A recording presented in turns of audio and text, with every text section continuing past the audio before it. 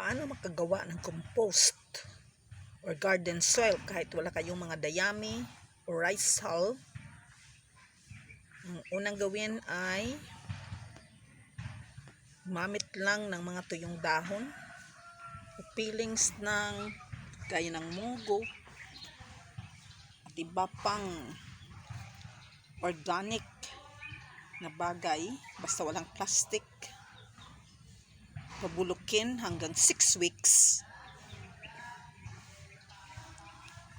Pwede ring gamitan ng commercial fertilizer, kahit 1 teaspoon lang, at ihalo sa tubig at ilagay sa peelings na gaya ng munggo na ito. Pagkatapos pabulukin lahat. See to it na walang maiiwan na hindi pa na bulok upang ang tanim mo ay hindi ma-poison. Pagkatapos ay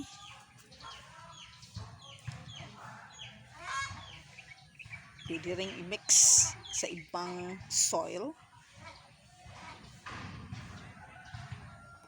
And pwede na, gaya nito, pwede na magamit na garden soil.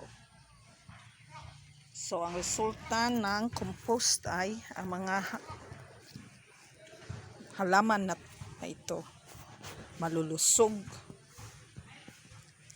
malalago dahil sa kahit walang fertilizer, dahil yung ang mga soil ay mataba na at pwede na makabigay ng pagkain sa mga halaman. So I have my version of my vertical garden. Sa sunod kong post, bibigay ko sa iyo ng mga tips para sa pagpatubo ng mga halaman like tanglad na walang gamit na lupa, sa pamamaraan ng hydroponics o gamit lang ng tubig at ibang soil substitute. Ito yung aking tanglad, only for some months. Kung ordinaryong lupa lang, hindi ito kasing taas nito at hindi mataba gaya nito. So this is all for now. You can subscribe to my channel to see more of my posts regarding organic gardening.